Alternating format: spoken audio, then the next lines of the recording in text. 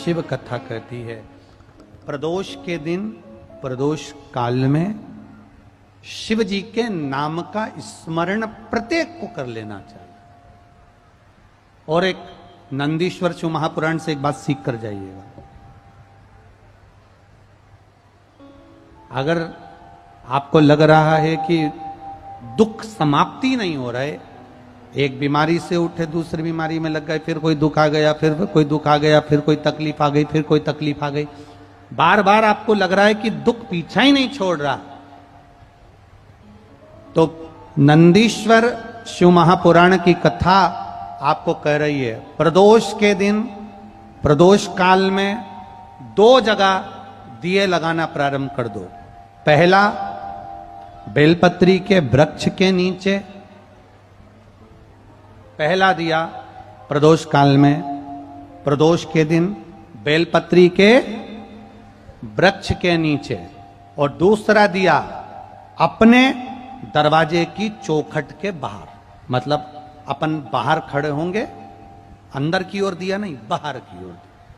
एक दिया बेलपत्र के नीचे देवाधिदेव महादेव से प्रार्थना कर कर, हे शिव शंकर, हे गौरी शंकर, हे शिव, आज प्रदोष का दिन प्रदोष काल में आप भ्रमण के लिए निकलोगे नंदीश्वर के साथ में, ऐसी कृपा करना, आपके लिए मैंने द्वार सजाया है भोलेनाथ, आपकी दृष्टि मेरी चौखट पर भी कर देना, मेरी जिंदगी संवर जाए। इसलिए 2 दीप स्मरण करो। हाँ, अच्छा इशारा करा है, उसे समझ गए हो।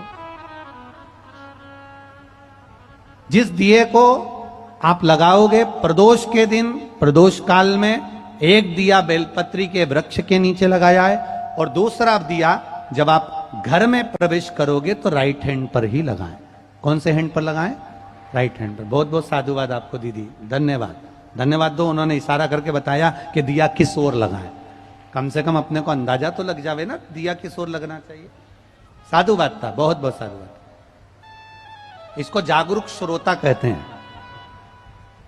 जिनको कथा के प्रति रुचि है और भगवान के भजन के प्रति रुचि है, वो तुरंत भाव से उसको स्वीकार कर ले। तो 2 जगह दीप, पहला कहां पर लगाएंगे? जम के बोलो जरा। बेलपत्री के वृक्ष के नीचे। अब बेलपत्री के वृक्ष को भी समझना, कौन सा वृक्ष होना चाहिए?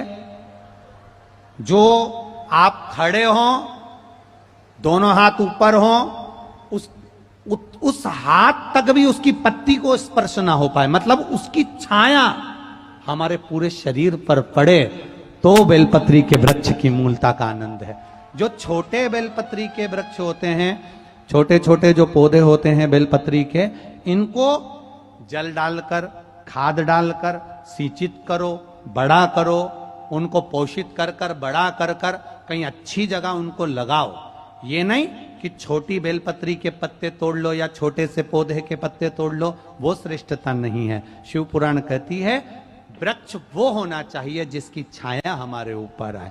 बाकी के आपके घर में आप बेलपत्री का पौधा लगाते हो, उसको बड़ा करो, बड़ा करने के बाद उसको कहीं अच्छी जगह पर लगाओ जिससे वह बेलपत्री का पौधा बड़ा हो जाए। बड़ा हो जाएगा, हम हैं नहीं हैं, कम से कम वो पौधा रहेगा, वृक्ष बनेगा। वृक्ष बनेगा तो उसकी पत्तियां टूटकर महादेव पर चढ़ेगी, तो हमारा कल्याण अपने आप हो जाएगा।